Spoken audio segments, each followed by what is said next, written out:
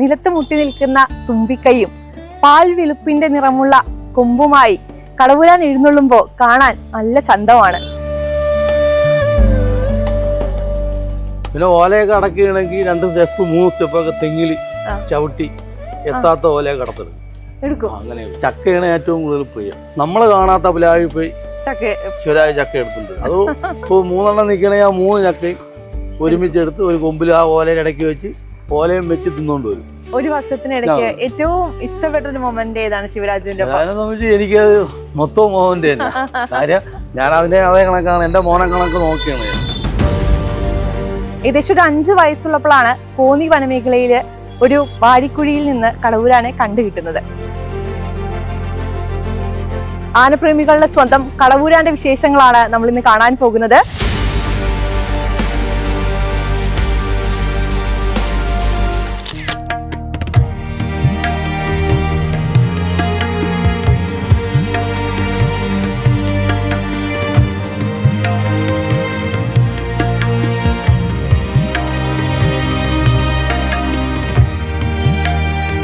നമസ്കാരം.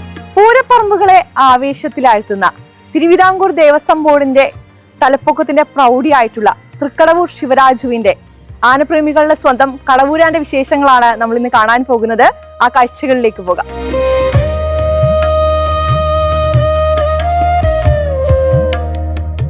ആഫ്രിക്കൻ ആനകളെ ഓർമ്മിപ്പിക്കുന്ന വലിയ ചെവിയും നിലത്ത് മുട്ടി നിൽക്കുന്ന തുമ്പിക്കൈയും പാൽ വെളുപ്പിന്റെ നിറമുള്ള കൊമ്പുമായി കടവൂരാൻ എഴുന്നള്ളുമ്പോൾ കാണാൻ നല്ല ചന്തമാണ്.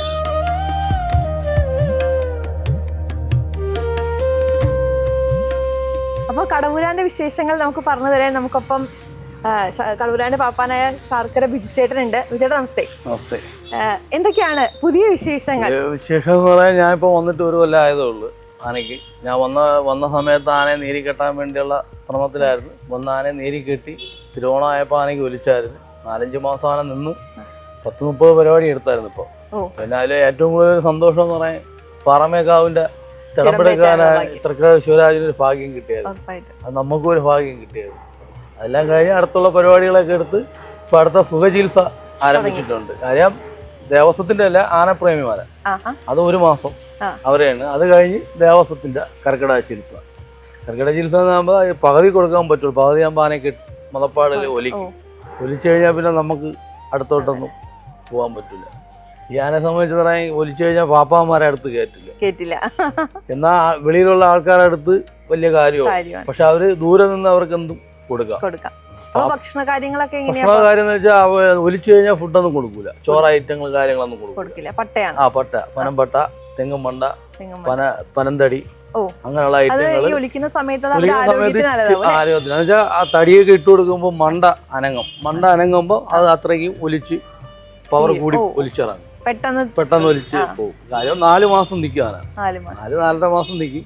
അതാണ് അതിന്റെ കണക്ക്. എത്ര മാസം കഴിയുമ്പോഴാണ് ചേട്ടന് പിന്നെ നമ്മള് ഒലിവ് തീർന്ന് വറ്റ് മൂത്രധാരയൊക്കെ ഉണ്ടാകും. അപ്പൊ മൂത്രധാരയൊക്കെ നിന്ന് ആണ് നമ്മൾ കയറി സാറിന ചെയ്യണമെങ്കിൽ 2 അടി കൊടുത്താല് നമുക്ക് അയച്ചുകൊണ്ട് പോകാൻ പറ്റും. കാര്യം ഇപ്പൊ നമുക്ക് നോർമൽ ചട്ടം ഉണ്ടെങ്കിലും മതപ്പാടിൽ ആന സ്വയമായി ഭ്രാന്തെടുത്തിരിക്കുന്ന ഒരു സമയമാണ്. അപ്പൊ വീണ്ടും 2 അടിയൊക്കെ കൊടുത്ത് നമ്മൾ ആനയെ 2 മേയ്ക്കും. വലത്തെയും മേയ്ക്കും ഇടത്തെയും മേയ്ക്കും. ആന ഇരുത്തി നമ്മൾ കാര്യങ്ങൾ ചെയ്ത് പിന്നെ ഫുൾ ബന്ധോസോടുകൂടി ഡോക്ടറെ പ്രകാരം നമ്മൾ ഡോക്ടറെ അറിയിച്ച് ഡോക്ടർ വന്ന് ബുക്കിൽ എഴുതിയിട്ട് ഡോക്ടർ തറ മാറ്റി കെട്ടാൻ പറഞ്ഞതിന് ശേഷം നമുക്ക് അഴിച്ച് മാറ്റാനുള്ള അധികാരമുള്ളൂ.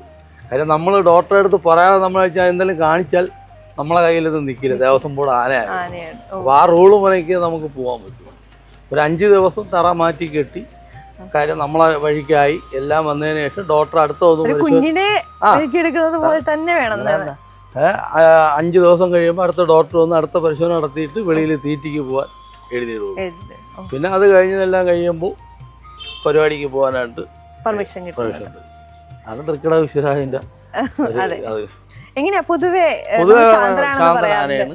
ഞാൻ പറയില്ലേ, ശാന്തനാന ആൾക്കാരുടെ അടുത്തൊന്നും ഒരു ശല്യമില്ല. നോർമലാണ്. പിന്നെ മുഷിഞ്ഞൊക്കെ നിൽക്കുമ്പോൾ ശ്രദ്ധിച്ചോണം.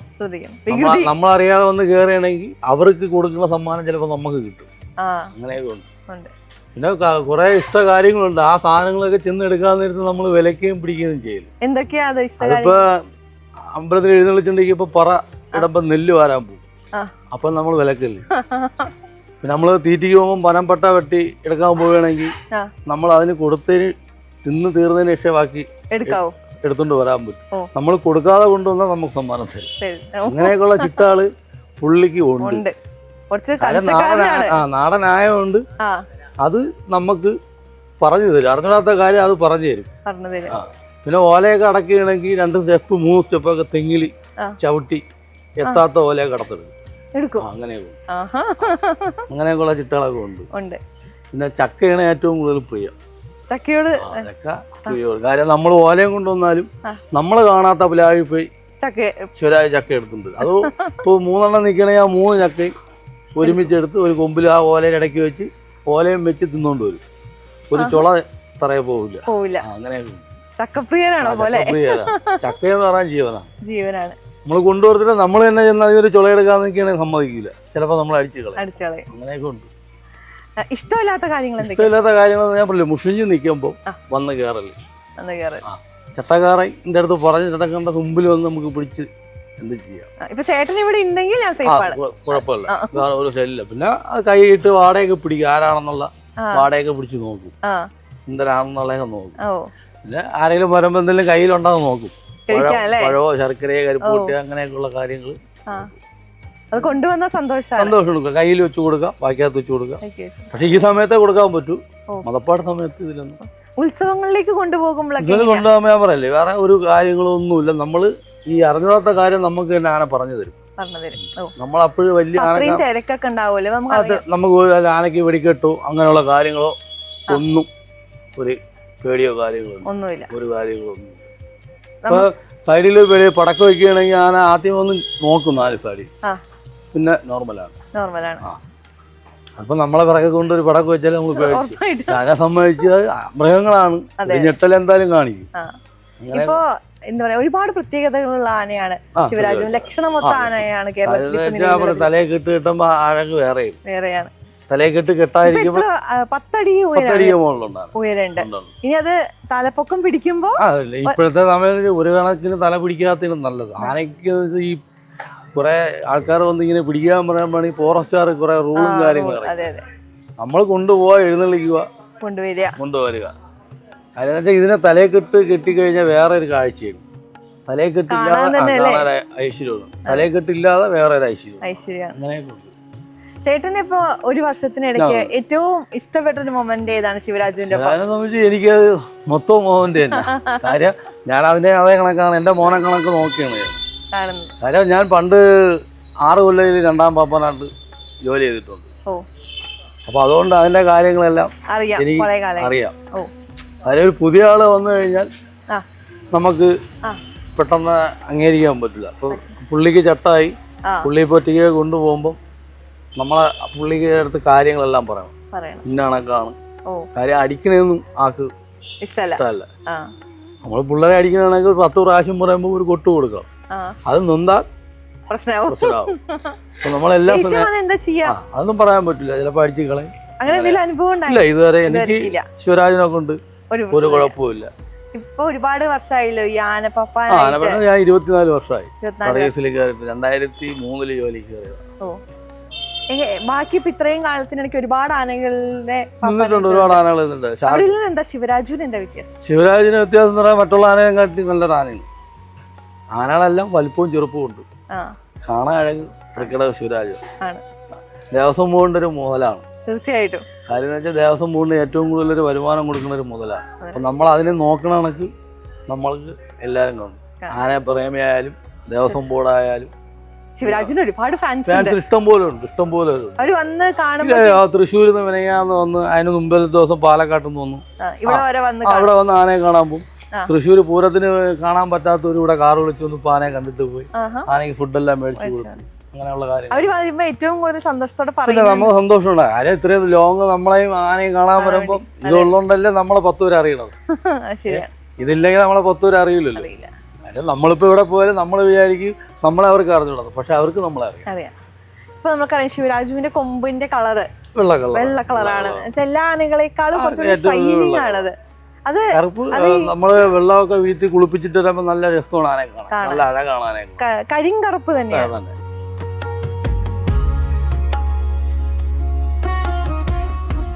കടവൂരാന്റെ കഥ തുടങ്ങുന്നത് 1973 ഏകദേശം ഒരു 5 വയസ്സുള്ളപ്പോഴാണ് കോന്നി വനമേഖലയില് ഒരു വാടിക്കുഴിയിൽ നിന്ന് കടവൂരാനെ കണ്ടുകിട്ടുന്നത്.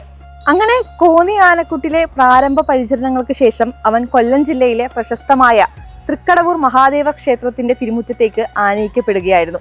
അന്നു മുതൽ തൃക്കടവൂരപ്പന്റെ പ്രിയപുത്രനായി ശിവരാജു മാറിത്തുടങ്ങി. ഇന്ന് തിരുവിതാംകൂർ ദേവസ്വം ബോർഡിന്റെ കീഴിലുള്ള ആനകളിൽ ഏറ്റവും പ്രശസ്തനാണ് തൃക്കടവൂർ ശിവരാജു. മാതംഗലീലയിൽ പറയുന്ന ഉത്തമ ലക്ഷണങ്ങൾ ഒത്തിണങ്ങിയ അപൂർവം ഗജവീരന്മാരിൽ ഒരാളാണ് ശിവരാജു. ആഫ്രിക്കൻ ആനകളോട് ഉപമിക്കാവുന്ന അത്ര വലിയ ചെവികളാണ് ഇവന്റെ പ്രധാന ആകർഷണം. 10 അടി തലപ്പൊക്കമുള്ള ഈ ഗജവീരൻ ജീവിച്ചിരിക്കുന്നവയിൽ വെച്ച് ഏറ്റവും ഉയരമുള്ള ഏഷ്യൻ ആനകളിൽ ഒന്നാണ് എന്നാണ് പറയുന്നത്. തല ഉയർത്തി നിൽക്കുമ്പോൾ പോലും നിലത്ത് തൊട്ടുകിടക്കുന്ന നീളമുള്ള തുമ്പിക്കൈയാണ് കടവൂരാന്റെ മറ്റൊരു സവിശേഷത. വെണ്ണ നിറത്തിൽ വിരിഞ്ഞു നിൽക്കുന്ന ലക്ഷണമൊത്ത കൊമ്പുകളും 20 നഖങ്ങളും ശിവരാജുവിനെ ആനച്ചന്തത്തിന്റെ പൂർണ്ണ രൂപമാക്കുന്നു എന്ന് നമുക്ക് പറയാം.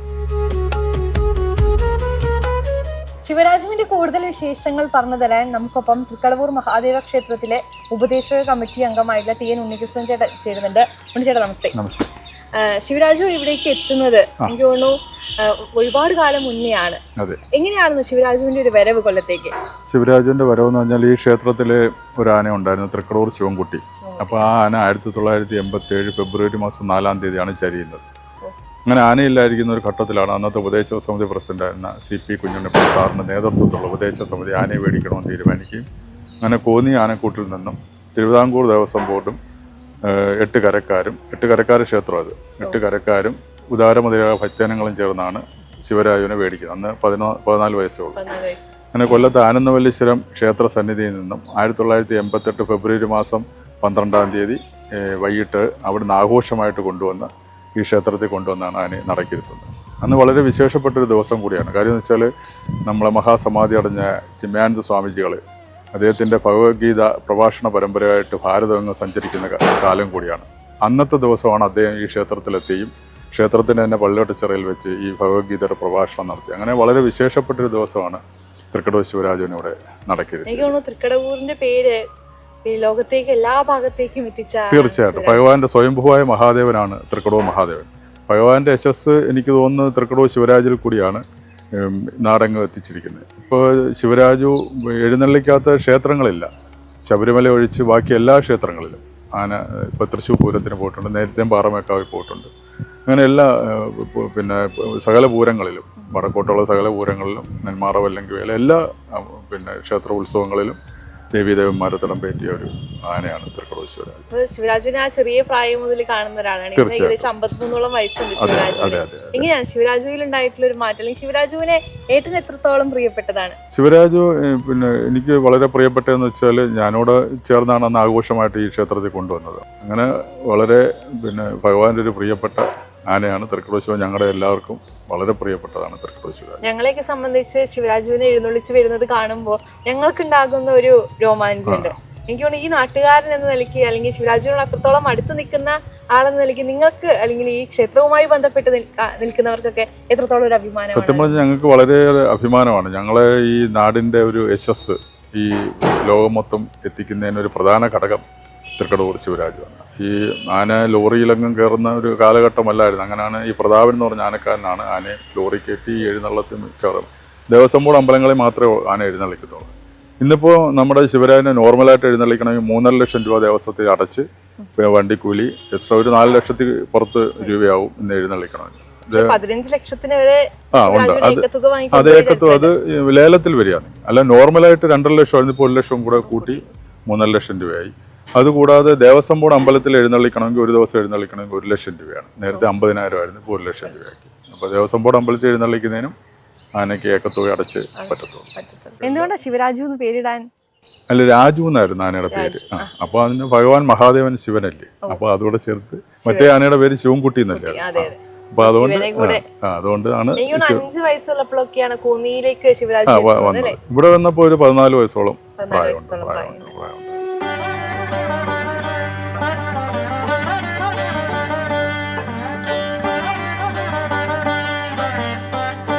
അപ്പോൾ ഇതൊക്കെയാണ് കേരളത്തിന് ഏറെ അഭിമാനമായ ആനപ്രേമികളുടെ സ്വന്തം കടവൂരാന്റെ വിശേഷങ്ങൾ.